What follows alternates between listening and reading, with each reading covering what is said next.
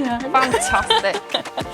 I would never watch. Yeah, But why wouldn't it? Downton No, Abbey. right, okay. Any Period. I hate Period history. dramas. Like I hate history. I don't care what With a went before. passion, literally could not care I don't less. care That's why really I'm here. ignorant. How I got here. history though. It's I've got no idea. idea. Welcome to The Vault with Financielle. This is a safe space where we talk all things life and money and no topics are off limits. Welcome to The Vault. I don't know how you remember that the same every time. I say that in my head. I'll be in the shower and I'm like, oh, welcome to The Do you Vault. think because I think people might think that's recorded. You do it every time and every time. I just I'm look down the camera. It's so consistent. Pretty mumbling it in your sleep. Like. Yeah. oh my gosh, yeah, do you sleep talk? Welcome to The Vault. So you've had a busy week this week packing up your shizzle. What's happening? Share with World of Financielle.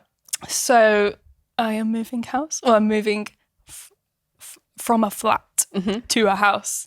So that's quite grown up of me. I'm quite scared how I'm going to keep a house under control, even though it's literally just me and my boyfriend. Do you need an apron now? I feel like I've got a selection of aprons already. To be honest. But not just from a flat to a house. Moving towns. Yeah, moving cities. Yeah, well, that'll be exciting. Very excited. So tell me what packing's like. Are you organised? Are you going to be doing it as you're moving? Like, So very organised. Like most stuff is packed. However, I feel like I just hate my past self because I don't know if you've seen all of this stuff about being what is it? Underconsumption. Yeah. love it. Underconsumption core. I'm looking at it so jealously right now. Oh, really? Because I own so much. What's and the it's really annoying me. thing that's triggering you most? Like, why have Just I got... bits and bobs. Like, it's made me realise how often I go to TK Maxx. So underconsumption TikTok, I saw that. It's going to be really a new thing there was no spend. I think it's similar. And it is hard at the moment. Every scroll is TikTok shop. And I just keep thinking, this is like QVC. And do we all know that? Like, is this a thing? So QVC used to be a channel that you would put on.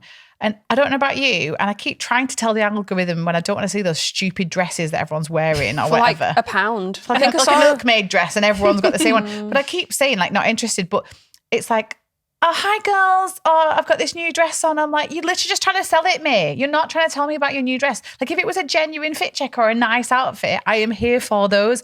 I'm here for the content. I'm here for sharing. But the same 10 women trying to flog me a £7 dress on TikTok shop is absolutely driving me nuts at the moment. And I feel like I'm in a twilight zone that it's QVC. We've gone backwards. It's the teeth whitening strips for me. I don't get them. I must every single. I have bought teeth whitening strips before From TikTok TikTok shop? shop Oh, really? like a year ago, And you've still got teeth Hashtag left. influenced. and I used about 2 strips and I've lost them. Your teeth? I'm sure I'll find them. Yeah, Did you not find them packing up for the house? I've not found them yet. I've still got one drawer in the bathroom. Left Have to go you there. found anything yet that you're like, wow, I'm going to wear that? Like when we tried I the found kids' this ring toys. which I lost There you after go. we went to Helsinki. Oh. And this is literally my favourite ring. And I've been like, where was it? Where's my Where was ring? It's in a bag from Helsinki. Oh, Like still a little unpacked. bag that I took with me. Didn't even handbag. use. So when parents tidy up and do a clear out of toys and put them by the door for the charity shop, that is the moment the child goes, but I really need that. And I've been looking for it. And it's my favourite thing from 7 years ago. That's me with Alex. Yeah. No, I have to keep it. You don't need them trainers. You don't need them. You don't the need other way. them. It's so easy to get rid of other people's stuff. Oh, Yeah, God, yeah. I'd be really good at that job. No. Everyone thought No. Marie Kondo was really clever, but really she was just helping other people get rid She of was shit. having a great time getting I wanna paid to see do her the best house. job in the world. What were you triggered by that you felt like you'd overconsumed?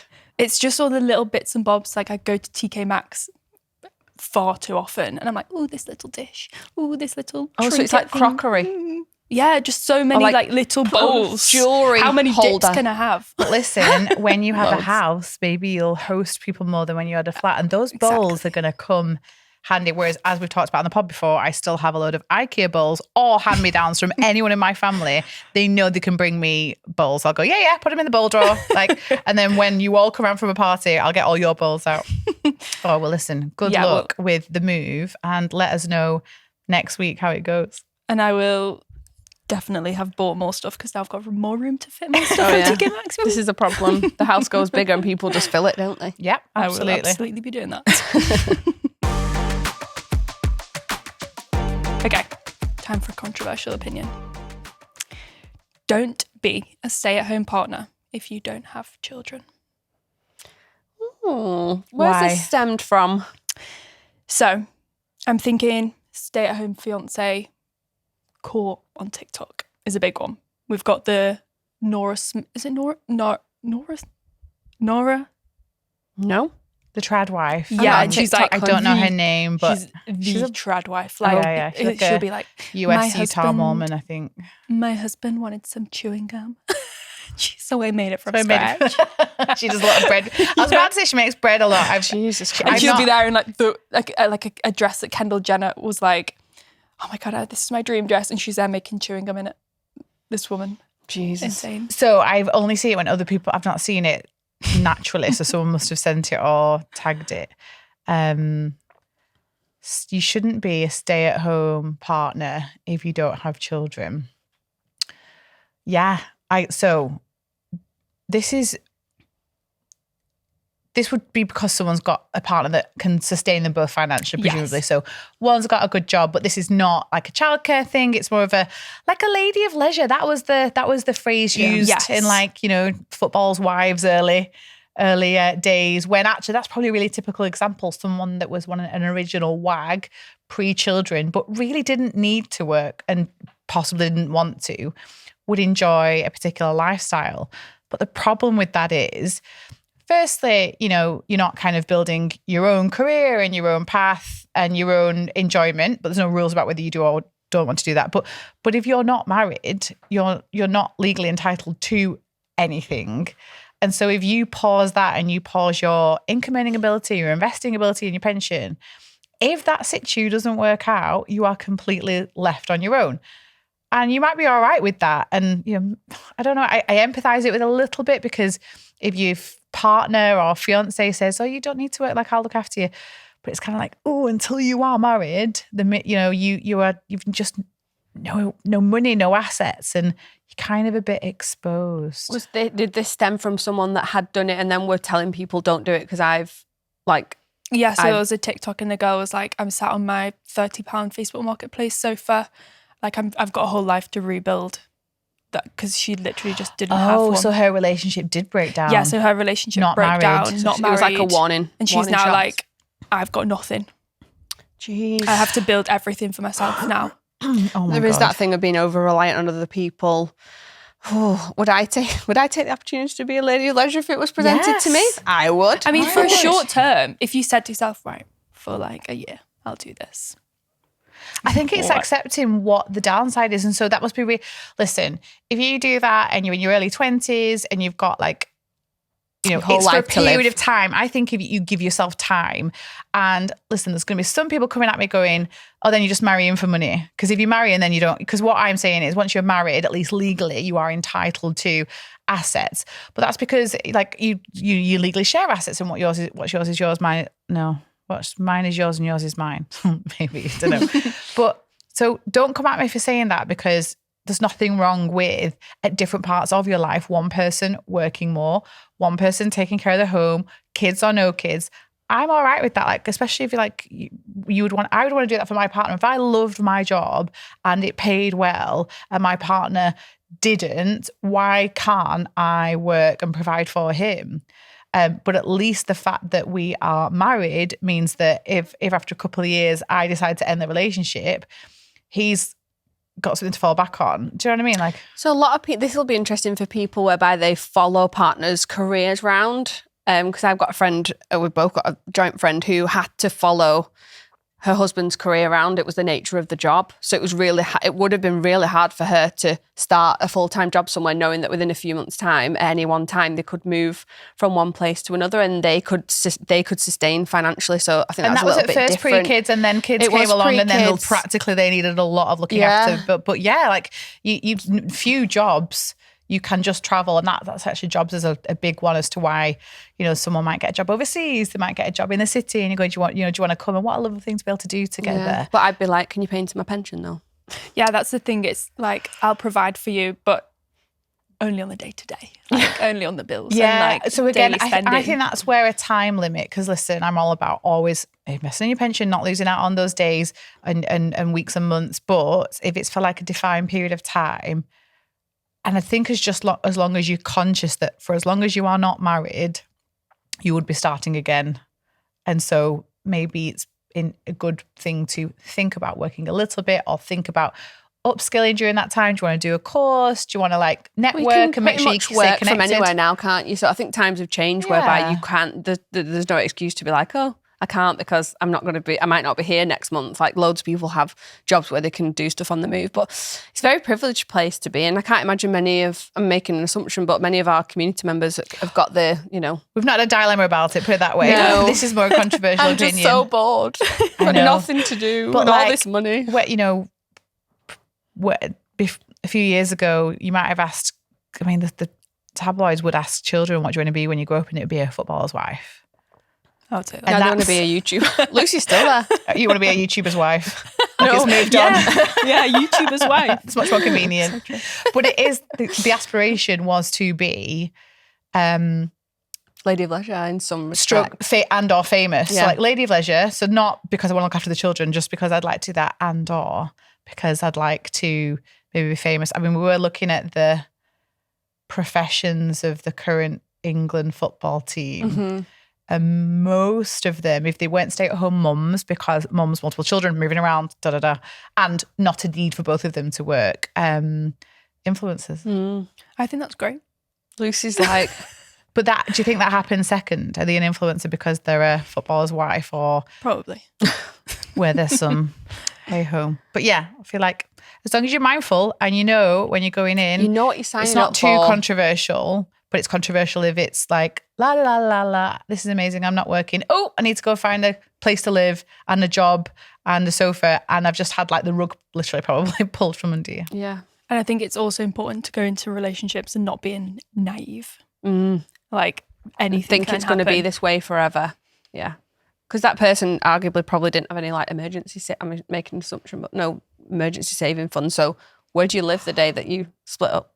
Go back to your parents. Yeah. Sit on a £30 Facebook marketplace sofa. And you're not saying you need to, I'm so, poor me, because she's obviously lived a very good life, but... We have seen this. We have seen 15 and 20-year relationships where marriage was not a priority, fine, nothing documented legally, houses owned in different ways, one person not building up savings, one person holding an asset, and kind of literally being left on your own. We watched on the way back from Edinburgh, didn't we? We were watching Sex and the City. It's just that movie. Yeah, is so good. It was very nostalgic. I literally tried to recite it all the way. It was really embarrassing, like probably off-putting for Holly. But there's the moment where there's that model whose boyfriend's when left she's auctioning her. auctioning all the stuff off. because she's no money. It's like she told her he said he didn't want to get married, and then he left her and she was left with nothing. And that's what triggers the whole Carrie and Big getting married. Iconic. I love how I'm bringing this real life scenario back to it. Absolute iconic moment that was made up. It's a reference point. Okay, time for dilemma number 1. Okay. I have no pension. Hi all. I'm 25 and I go by they, them. I started my personal finance journey earlier this year, and for the first time in my life, I've started saving, paid off my overdraft before the bank started charging interest, got fairly consistent and budgeting, and I'm working on my impulsive spending. However, I'm struggling with my pension/investing for my long-term future. I'm a full-time PhD student funded by my university, so I'm on the equivalent of a full-time minimum wage because I'm tax exempt as a full-time student. For the 3 to 4 years it will take me to finish, I won't be paying anything into a pension pot automatically, nor do I have employer contributions. I am saving in a LISA with the idea to eventually buy a home, but I have anxiety over not adding anything into a pension, and also losing more years that would count towards receiving a state pension, as I have essentially not left university yet. I know I am investing in my future by getting a PhD, but the anxiety is getting really overwhelming. As although investing is always a bit of a risk, I'm really worried I'm not going to be able to catch up, even if I do end up working in academia, because I'll be missing out on the compound growth. I've been saving up for an emergency fund, but I'm not sure if I should focus on a larger emergency fund than 1 month, as a lot of PhDs take longer than your funding period. Or after building a 1-month emergency fund, put money towards pensions and investments. Okay, they've done really well because what they talk about is going on this journey of impulsive spending, paying off overdrafts, paying off debt. And, you know, as a PhD student, it's not a great salary. It's kind of, I think sometimes it's commensurate with like a graduate salary. Obviously, the big thing here is you don't pay tax as a PhD student. It's like a stipend. That's how they kind of pay it. And so I'm really proud that they are thinking of the consequence of that. Let's just think about that. Like, they have come from, I'm in my spending, I'm in my debt. Oh, compound interest. I'm like, yay! And thank you. I feel like we're doing our job, and you've made me feel happy about that.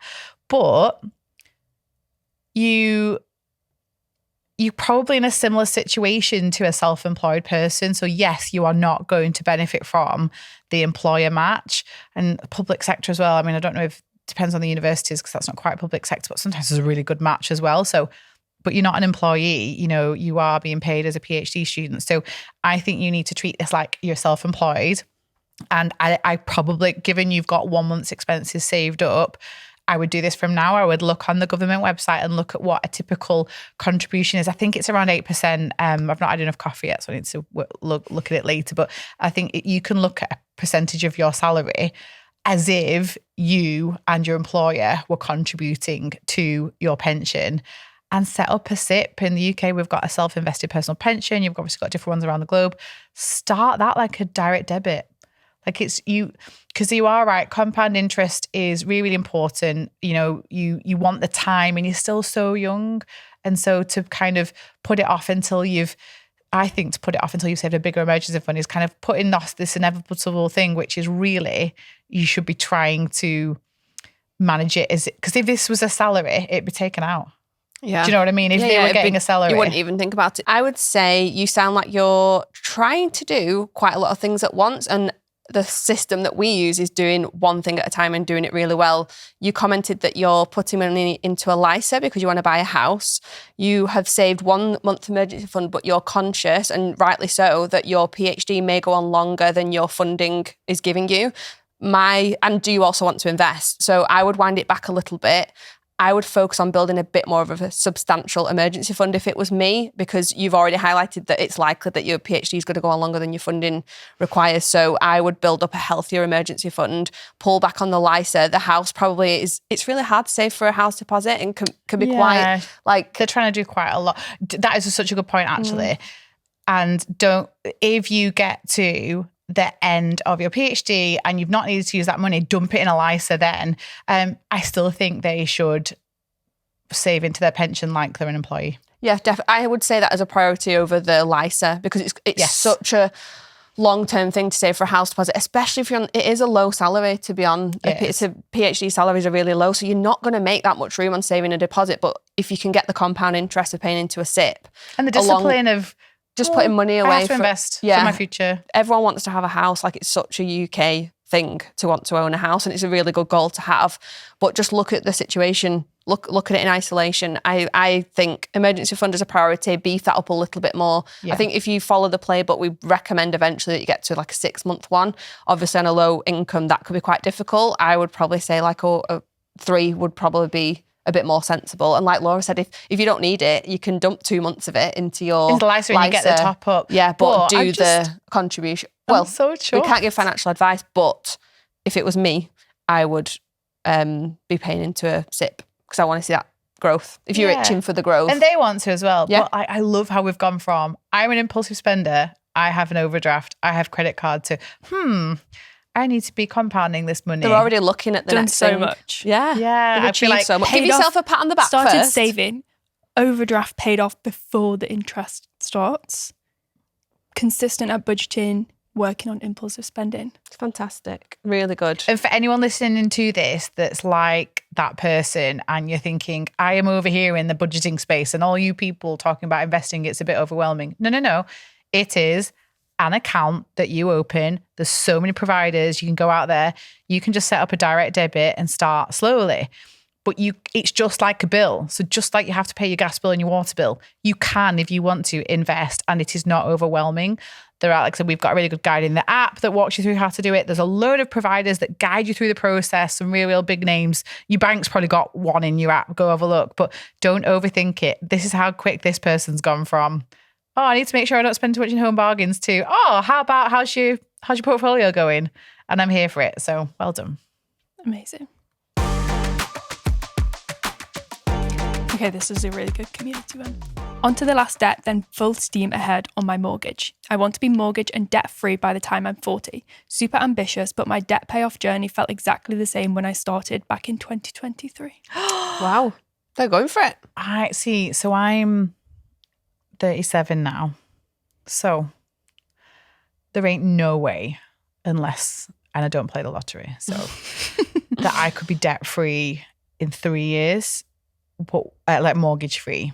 I was chatting to Holly, actually, really interested on your interest rates and how incentivized people are at the moment to overpay mortgage versus invest versus put money into cash ISAs. It's a great debate, and we get asked this question all the time. And Holly and I sat down with an interest rate calculator. So we were looking at this. We were doing a calculation. What's your mortgage payment again? 1,087. So 4-bedroom house, family of 4, 1,087. But because of her interest rate, which is 1 point something awfully ridiculously low, fantastically low. she pays about £400 a month interest and 600 capital, which means she's knocking 600 quid off every month and she's paying 400 for the privilege. And I challenge everyone to go look at this. Go to an interest rate calculator or a mortgage payoff calculator, mortgage overpayment calculator. We should do a Financielle one. And you can see, if I borrow £200,000 and if my interest rate is this, how much every month is going to knock off the debt and chip it away, and how much is just being handed to the lender to be like, cheers for letting me live in my house and borrowing me that money and lending me that money. So I showed her ours, because ours has jumped. Our timing was awful. And so we're on a 5.25%. So my interest rate, so my mortgage payment is £1,680. And it was closer to Holly's not that long ago. Like, we're talking less than a year ago, but we have two parts of the mortgage because it's complicated. We combined two from an older house. £1,200 a month is interest, and £400 gets knocked off my total. And it's absolutely sickening. And this was a absolutely affordable house, and it's not a stupidly too big mortgage for our salary. We're probably at what's called a 60-40%. We might even be close to a 50-50 actually now, equity. So we own 50% of the house and 50% of it is debt. And so imagine sitting there and going, oh, I'm going to pay this off. But actually £14,000 per year is just being given to my very lucky bank, not paying down the mortgage. And I think this is really important for people to understand when it comes to interest rates, how much you borrow, if they go up by 1%, 2%, 3%, what impact that can have. Yeah, because everyone on Rightmove goes to like the we always overdo it. What can I afford? You always go and you go, I'll go to the maximum I can afford and I'm going to knock them down on price and then all will be well, because that's what we do. It's just inbuilt in us all to do that. Notwithstanding how many people have been caught short by doing that, and then the mortgage rates have increased, the interest rates have increased. And also, like, it's very exciting when you first buy it, great. But then you, most of us have got smartphones, and most people can see their mortgage balance on their phone. Does it not frustrate you that it doesn't move? Because when I do my net worth on the Financielle app every month, I just see it sprinkle down, because what happens is interest is calculated daily. And I really would love you to go look at these calculators. Go tell me of your payment. And if you want us to help, message in and we'll kind of work it out with you. Because I think it's a reminder of money isn't cheap right now at all. But even when it's the low percent, you're still paying a lot of money. Like, Holly, you pay £5,000 per year or £5,000 per year you pay just interest. That's a lot of money. So when people have this mortgage payoff dream, that's what they mean. Not only are you not having to pay off a loan, you're not paying the fee to the bank, these thousands of pounds, that they're laughing. A big tip as well to look at is that the length of your term kicks that up massively. So if you can take out a mortgage over 20 years or 25 years versus 35, you might think, oh, it's bringing the payment down, it's affordable.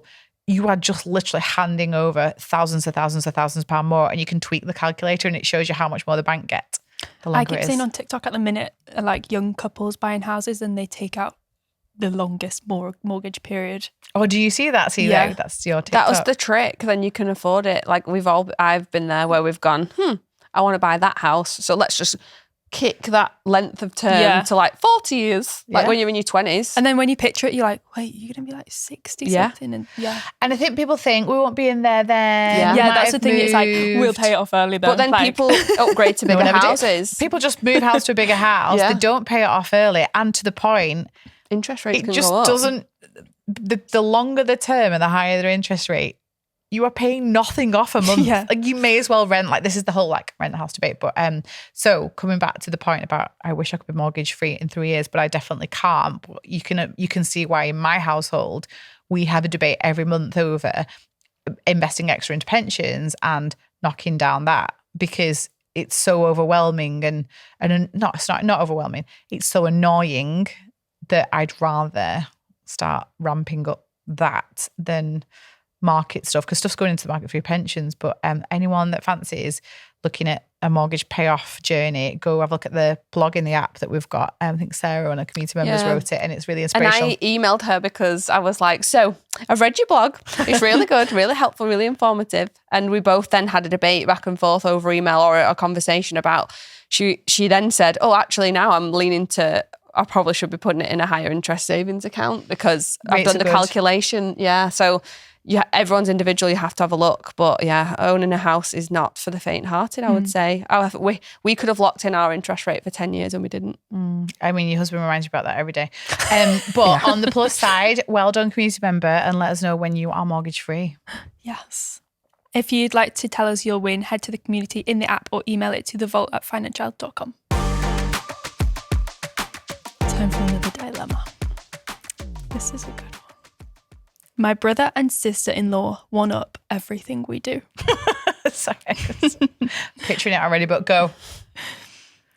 Okay, here's some context. My brother, his wife, my husband, and I are all in similar stages of life, and our kids are only about 6 months apart in age. We have a 3-year-old and a 1-year-old. We used to be very close, but we've grown apart as our lives have diverged.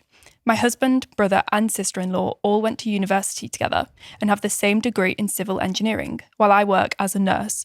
We all work full-time. They both work for large firms as project managers and make significantly more than my husband, who works in design and hasn't had the best of luck with companies. As a nurse, I make an okay wage, but not nearly as much as they do, and I'm the breadwinner of our family.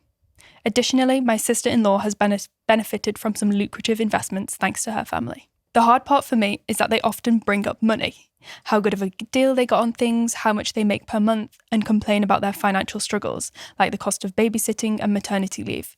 It feels like everything we do, they do 25% bigger and better. For example, we bought a house, they bought a bigger, nicer house for a better deal. We book a massage, they book a weekend retreat. We book a massage, they book a weekend retreat. I recently booked a budget weekend trip to Spain for myself and my son, and they booked a 5-day trip to Spain for their whole family 2 weeks before we're going, staying in the same place but doing much more extravagant things like hiring a babysitter and going out on fancy dinners. I'm so annoyed and it's hard for me to be happy for them. I feel petty and resentful, and there's only so many times I can genuinely say, good for you. I don't want to feel this way because I want to enjoy many more years with my brother, sister-in-law and nephews.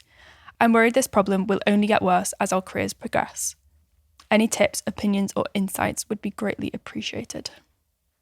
So, have you ever heard the phrase, you went to Tenerife and they went to 11 I feel like we're trying to, that 1 went to minute. Spain. It could have been. Yeah, they didn't specify. That's difficult to constantly comparing yourself to family members that you can't quite avoid. So it's not like friends in a social situation where you're only going to see them every so often. Your lives are going to be fairly parallel for the rest of your life. So it must be exhausting to constantly say like, good for you, like, that's great, well done, and constantly feel like you're not good enough. It's very difficult, especially when they sound very similar, like they go on holidays, they have similar jobs, they're never going to get away from it. And I feel like bringing it up would only make her look quite bitter and resentful. And she might well feel bitter and resentful, and that's okay. I feel like you can be forgiving of those feelings if you don't feel adequate. When it comes to money, the comparison beast is alive and kicking for a lot of us. I think it's very natural to compare. Yeah, I'm a big believer that You just can't change other people. The only way you can change other people is by your behavior and seeing how they react to that. And so, you know, firstly, focusing on yourself and your financial well-being. If you're in a place where things are tight and you're struggling, you know, you could focus on your micro. Your micro is, can you increase the income of your family? Can you make sure you keep expenses at a manageable level? They don't sound like they are struggling. It's the comparison more than we can't make ends meet. She says they earn less, but just because they do things 25% more doesn't mean they're financially well. Like they could be spending everything they make. We see all the time that the higher they earn sometimes, the more they spend, the easier it is for money to leave your bank account. Oh God, because there's so many choices and options, and one thing that goes wrong and it can kind of, you know, set you back. So, but focusing on their own mindsets, like focusing on, it sounds really, really condescending to say, but gratitude, because just because they're going on a 5-day holiday, you're going on a holiday with your son. How amazing. And work on you and focus on you. You might find because I'm going to say this, if your sister-in-law and brother-in-law or one of them is really thriving from this one-upmanship, like if they are doing it intentionally, they're going to feed off your reaction to things. So one, I agree, I don't think you should raise it with them because it's their life to do what they want. And if they're earning a certain thing, and you know, there's just so much you don't know about someone's life. You don't know if they're happy, you don't know if they're struggling with money, you don't know if they've got health issues. Like we just don't know. And so coming from a place of I'm all right and my family's all right and we're really grateful for these things that we're doing, and not giving off any vibe that would indicate that you're irritated or like jealous, because if she's triggered by if she's motivated, if this is I think it's like women are more like this than men. But is this wrong? But if it's the wife, but if it's either of them, if they're motivated by this, like we're better than you, any inkling you give them that you're irritated is gonna impact soon them. Get bored. You know, you said tell kids in school. Someone's being mean to me, like, oh, they'll get bored in a minute. Like, hopefully they'll get bored and not book a Maldives trip, and you're like, we're going to Skegness, like, and there's nothing wrong with that. But that comparison monster will just start to eat you up. It's not going to impact them at all. Yeah. And do you know what? If you have to distance yourself a little bit from scenarios where you find out about this stuff, even if it's for a little while, do it. So when we've talked about this before with friends, it's easier to mute and not unfollow, mute on social media. Take yourself off social media. You know, if that's where, if there's a family chat, mute that and don't be seeing it all the time. Don't react if they're constantly saying, oh, we've gotten you this and we've gotten you that. You know, good for you. Actually, just stop saying that. If you aren't, it's not mean, just you don't care. Yeah, learn to detach from that situation and be like, that doesn't downplay anything that we're doing. No. They're completely separate to us. Yeah. I said before on a different episode that we've done, I found that the happier I've got and the older I've got, the less I give a shit. Mm-hmm. And in fact, the more I'm happy for the other person. Like if a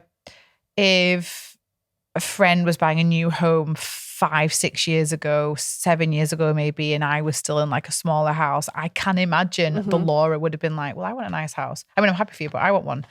Now, I mean, obviously I'm lucky, like I like my home, but we have people buying new cars, going on nice holidays, buying new homes.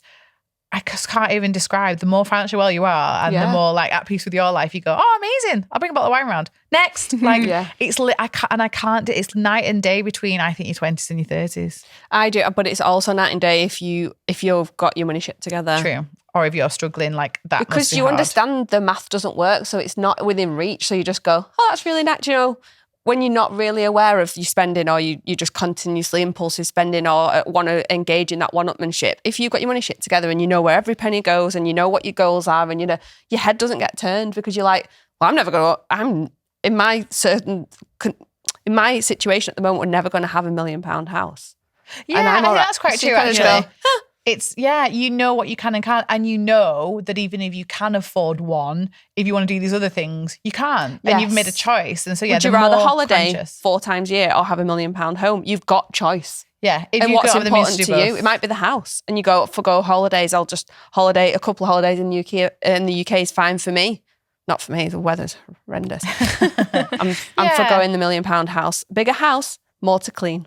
Just saying. So true. I saw on TikTok, was it Tamara Eccleston's house is up for sale, and it was like, I don't know, I'm making these numbers up, but say it was like she bought it for 75 million and it's now for sale for 35, and she's renovated it all. So imagine. Jesus Christ. But apparently because TikTok told me this, so it's true, they only ever use 3-4 rooms in the house. It's got 54 rooms or 30 odd rooms. This mansion in London, and they use the kitchen, the living room and the bedrooms, and they don't use anything else. So you can see it. Yeah. It's it must be hard if a family's close. Yeah, you're That's going to very be in intense. parallel. You can't navigate away from them unless you want to cause drama. But yeah, you do you. You stay on that financial wellness journey. You just do you. Let Blinkers them do whatever. a little bit. Put your horsey blinkers on. Let them enjoy Tenerife. Tenerife's better. Tenerife's real. Okay. Any final words? You do you. Like, you do you. Yeah, and you have a bigger chance of changing you than changing how they behave without everything blowing up. And yeah, we've all talked about this. We're the movie stars of our own lives. So follow your path. Mm-hmm. Yeah, you're like, We I am. are. It's a great Says movie. looking into the camera. Okay, that's all for this episode. The Vault is now closed. Just a quick disclaimer, The Vault is just a chat around life and money topics, and we are not giving financial advice.